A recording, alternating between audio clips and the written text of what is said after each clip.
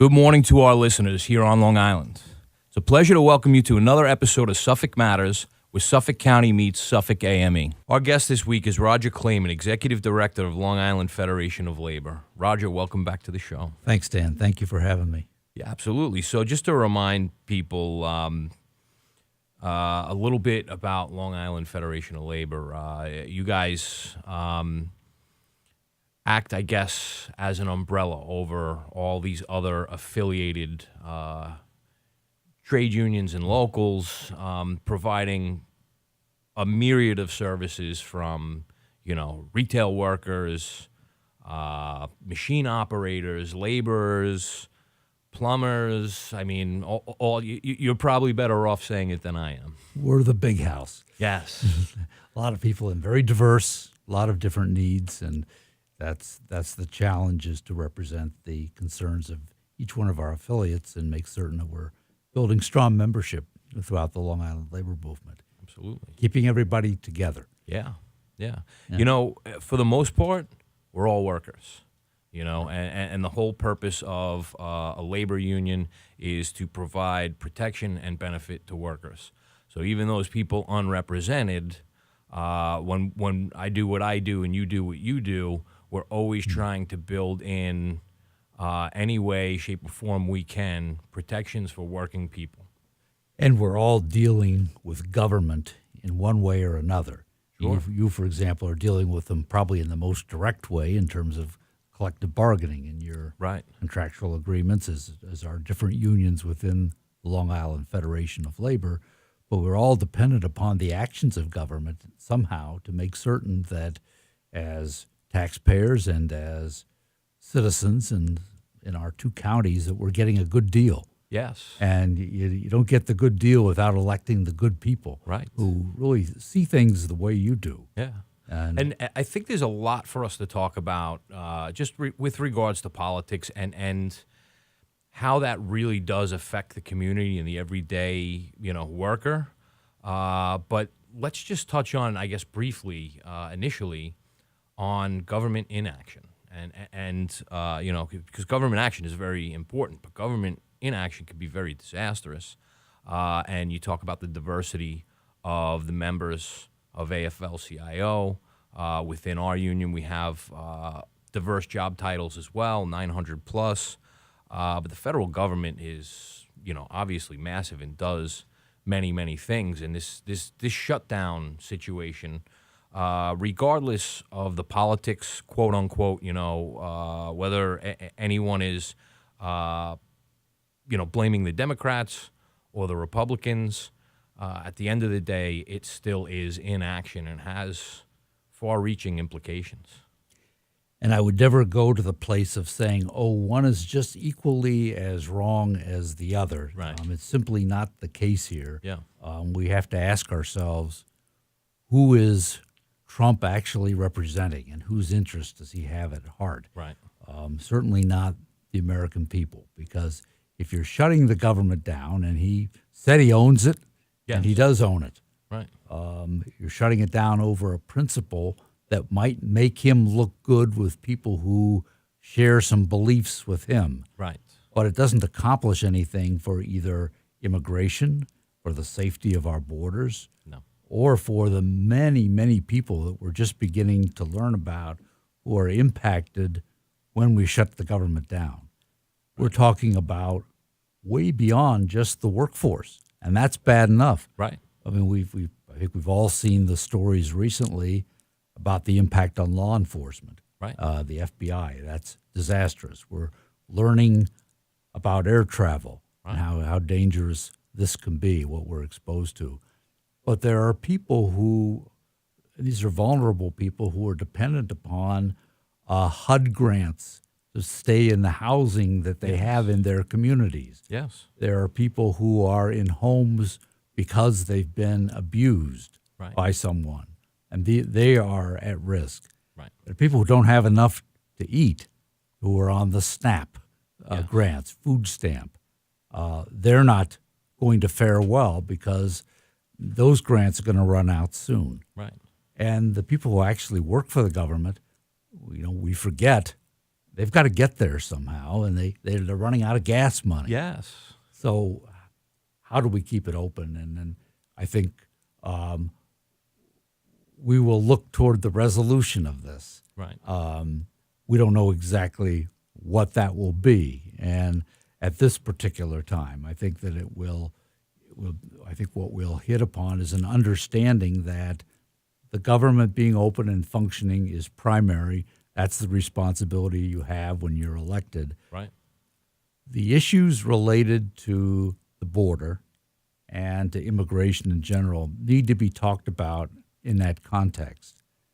And building a wall never really answered any of the issues that we have related to any of those issues. Well, those of us that deal with, I guess, public works projects are also familiar with something other than a wall, and it's called a tunnel. And you can put those anywhere there's a wall and get through anyway. The thing that strikes me the hardest about this the whole concept, the wall concept, is this country and the symbol of this country, the Statue of Liberty, is built around the premise. I mean, has anyone heard, "Bring me you're tired, you're poor"? I mean, all of this was what America was about. And to try and take the symbol of America, this free and open society, democratic by nature, where everybody has an equal voice and an equal say, and not perfect. Obviously we know there are still things that are being worked on even in this day and age. But to change that symbol of hope across the world to a fence, stay out, get away, we don't want you. What made this country great? I'm sure the American Indian would have something to say about this as well. The Native Americans, we influxed people from around the globe. And it wasn't what this current president proposed. We only want the very best from what he deems to be the very best countries, and that's what we want. That's not how we all got here. Historically, the majority of the people in America were escaping something worse than what this country stood for. Now we have people who are trying to escape something worse and come here for freedoms, and rather than trying to sit down and figure out a viable way to make that happen, putting up a fence. It drives me nuts. And again, to me, it's not Republican, it's not Democratic. Let's look at the concept of what we're talking about here. Yeah, you've hit on really the key issue that people are coming here now. Family units are coming, which this is the big change. The actual number of people who are trying to get into the country and cross the border is way down from where it was 10 or 20 years ago. So there's no crisis in that respect. Right. There's not a drug crisis either, because drugs are coming in through many other ways. Sure. There's also not a visa crisis, because people who are overstaying their visas are coming in more traditional ways and not by way of the border. Right. What we're seeing is different is unrest and gang violence in Central and South American countries, which people are trying to escape with their families. Right. So we have a different kind of a problem to address. Right. And fortunately, even here on Long Island, we find churches and community groups who welcome the opportunity to bring families together and to have them thrive.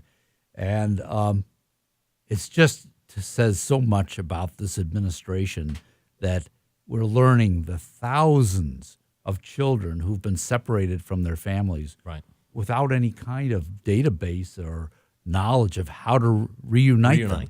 Yeah. This is a cruel-hearted, insensitive, selfish, greedy administration. And we can see it in things that have been done across the board. Yeah. The attack on labor rights, the growing inequality in our society that results from that, the attack on our environment and workplace safety. All of these things just indicate this is a self-serving, it's very common with the oligarchies and the oligarchs in Russia. Yes. It's interesting that they have such a close relationship. And in a similar way, those groups in Russia, they capitalize on fears. They create fear, they create panic, and then capitalize on it to achieve their objectives. I don't see too much different between this wall scenario, fence, wall, whatever I'm calling it. I haven't seen plans yet. I don't see too much difference between that and other regimes. I grew up being educated on the concept that these were bad. These were counter to the ideas of freedom and the principles of America, what we all are. Yes, there are people in our neighborhood that are a different faith than us. That doesn't make them bad people. There are people in our neighborhood that come from different backgrounds, prefer different foods. It doesn't make them bad people. That diversity was the strength of America. Now to try and steer this in a direction of, well, we only want one particular type of person, and again, through the fear mongering, I take issue with it. But I guess that leads us to our next point, and something that we touched on in the beginning of the show: the importance of being engaged politically and finding. I don't like the term politician. Politician to me is meant as an insult towards someone who puts political party ideals above the needs of people. I like elected representatives. I like it as a term because those people that are really good in representation, that's really what they are. And I find it very important to make sure that we know the people that we're electing, we know their values, and we know that they're going to get into office and try and accomplish good. Which, again, we touched on the diversity of this country, and here in Suffolk County, the state of New York, there are going to be a lot of different needs and a lot of different points of view. And I like knowing that I have the ability to sit and talk with these elected officials and these representatives and get some of the initiatives that are important to the people that I represent across. And I know you have a number of issues that are very important as well, and I think we share those same concerns. But let's maybe just talk about even on the state level some of the priorities for you. I think that the issues really boil down to questions of economic security, right? And those are things that we can all agree on. You really can't beat the stability of a paycheck and the ability to take care of your children and feed them. Right. So as we look at some of the proposals we're making, we're trying to build wealth. And when I say wealth, I don't mean it in the same way we use it when we talk about some of the big developers that we see I would use the term greed in their case. Mm-hmm. When I say wealth, I mean family wealth to deal with the questions of inequality that we've been talking about. Yeah. And to make certain that people can build careers, whether they're in construction or they're working in the public sector or as teachers or in healthcare, right. Any of these sectors, that they have stability, they have job security, and that they know that their job will be there, and they have sufficient income and benefits so that they can recycle that into our communities and in a way build stronger communities. And hopefully have more than just the baseline of, enough money for fuel to get to work the next day, enough money for food to get to work the next day. You almost want, the everyday working person to have a little bit extra in their pocket to do things like, I don't know, go to a restaurant once in a while, take a vacation, get a repair on a fence. We'll keep today fence themed, But whatever is going on, it's more important that they feel alive and are able to participate in life rather than just be workers, and that's all they are. And I think that this shows the interrelationship between our various sectors of the labor movement. For example, Dan, your members in AME, trying to win good contracts, but they also probably many of them do realize that it's very important for the construction worker out there to be a unionized construction worker, bring home a good paycheck, pay taxes, and bring that wealth back into Suffolk County, so that the county can thrive, so that it can pay you well, hire sufficient number of people to provide services. It's a what they call the positive loop. It's a virtuous cycle in the economy. We fight this concept by some of the developers who are looking to take public benefits and yet not pay prevailing wages and try to do non-union work. So one of the big priorities of our labor movement is to pass a definition of public works that goes back to what was intended when the New York Constitution was written, that if there's a public benefit being provided for a project, regardless of whether there's some private engagement in it, that it ought to pay the prevailing wage. And people ought to receive that because that's a public benefit. So that's one thing we will look at.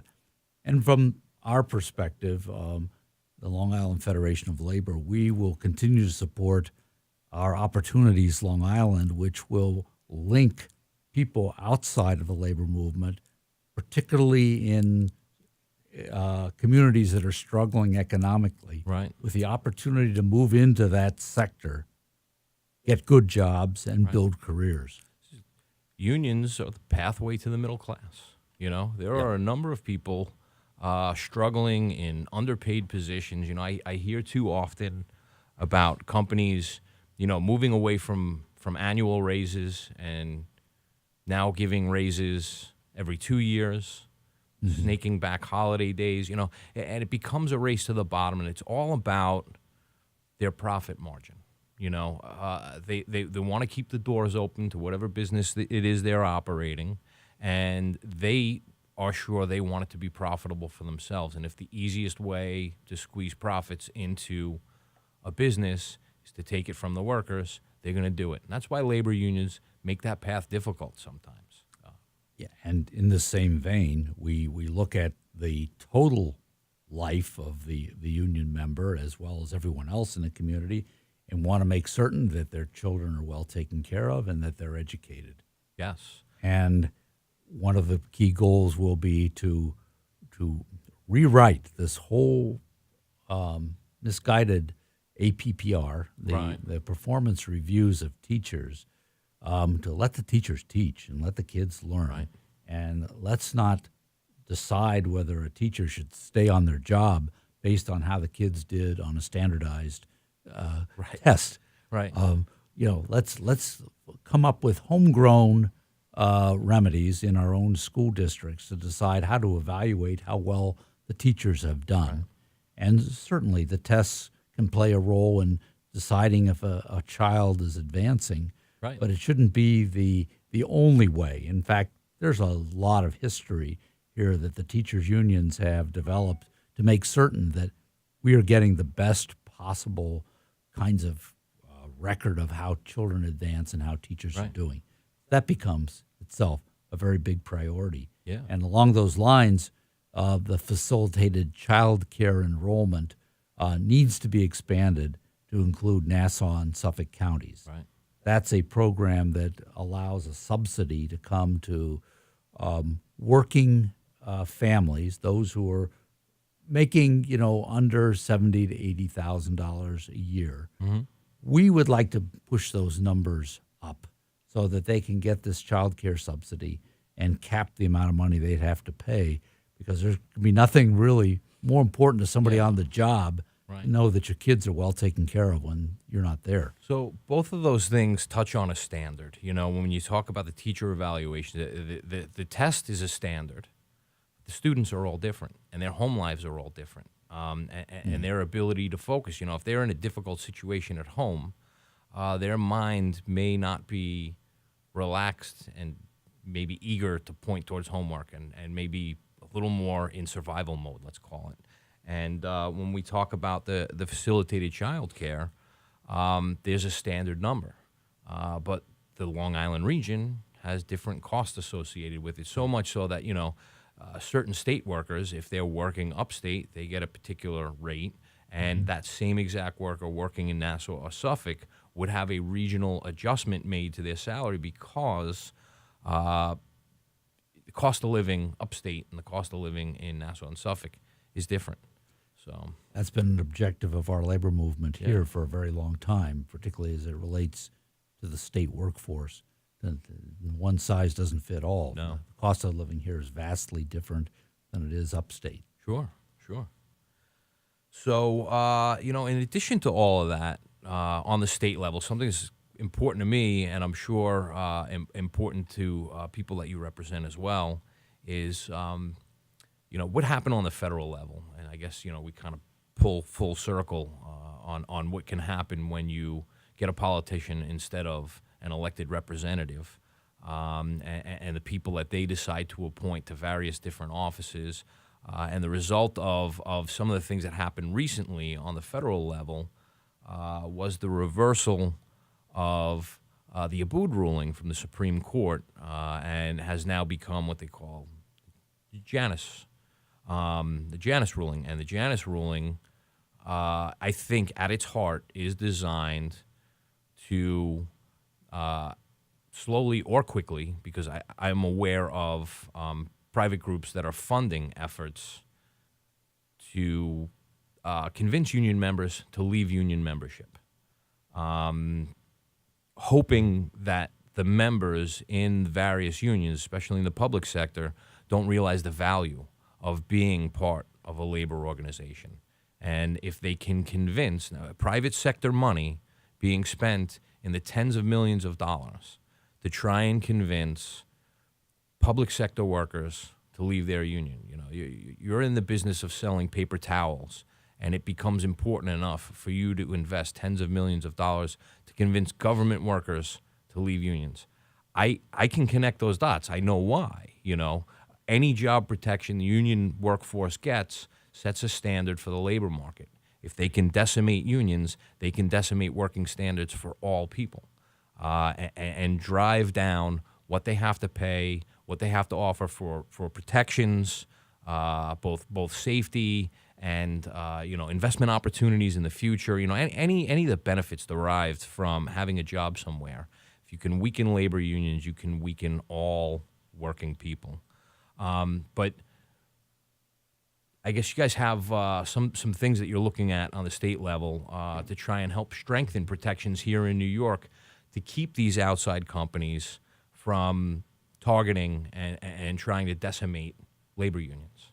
Yeah, the union haters have long tried to silence unions because their ultimate goal, of course, is to drive down wages, as you said. Yeah. But they also resent the fact that unions are engaged in the political process.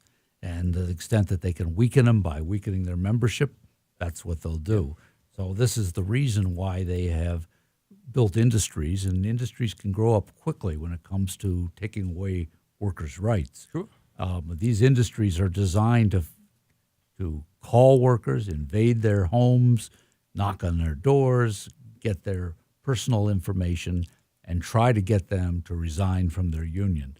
And this is where you learn who your friends are. Sure. A lot of elected leaders recognize that we're not just friends politically, but we're socially valuable.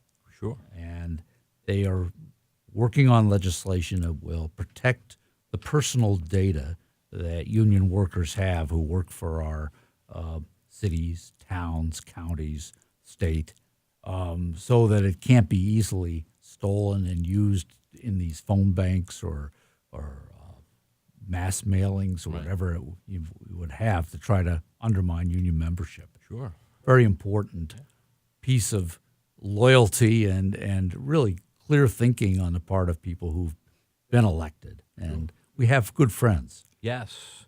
And again, it strikes me on the business side of things, these outside forces looking to weaken labor unions. These decisions probably happen with a handful of people in a room, almost like a board meeting. And they say, well, we have to spend X amount of dollars to convince people to do the thing we want because it's beneficial for our stake and shareholders and our bottom line. But the reason we're spending so much is because our false message, our false narrative, is counteracted by the labor movement, who then gets out there and tells people the truth. So we have to spend more money on our misinformation campaigns. We could probably save more money in the long run by decimating unions, because then we're the only ones who can afford to get the message out. It's very important that business have a voice in the way America works, but it's very important that the everyday working man and woman have a voice in how this country operates as well. And so I don't see labor unions as anything other than essential to the democratic process. Having that voice for the common everyday man that they otherwise wouldn't have. And we will have our setbacks, but we will not go away in the political process, and we'll keep fighting for ways. I had a chance to speak about this at the Martin Luther King Day breakfast just Monday, where we know that there are great obstacles in front of us, just as Martin Luther King saw and foresaw. And but we don't give up. We won't go away. We'll work for our objectives, and we'll continue to fight and until we achieve them. Awesome. So, just speaking of all of this inclusiveness, and the heart of the message that sometimes gets lost, and you talked about it several times today, is how labor unions are, by their design, labor unions try to build communities, try to build, a stable environment, not just for people to work in, but to live in and thrive. Mm-hmm. And it is a very inclusive concept. It isn't anti-business. It's actually just trying to steer business to do the right thing by the community their workers are in. In a similar way, your group and my group, we have an interest in being out in the community, engaging the community, not just our workforce, but everyone. To that end, something we've cooked up recently is a festival, coming later this year in May, the May Day Festival, right. Designed for all working people. This isn't designed around labor. Labor will be there very, very prevalently, but this is something for everyone. Meant to be community based, and I'm hopeful in this opportunity to make the day not about all the things we've been talking about, but to have it as a public demonstration in a sense, not a demonstration like everybody with signs and walking up and down the street, but just a way for everyone to observe how labor comes together and does something, And we're excited to be a part of that. And you've got a lot of vision to have put this together. We admire that. We want to be a part of it. We want our local unions on Long Island to be a part of it. Sure. And we all, who doesn't like good music? Yeah. But these are the kinds of things that build a movement and make a movement what it is. The ability to work socially together and to have a good time and to share experiences. This is incredibly important, and we're looking forward to this. I think so. There's a lot of work that we do.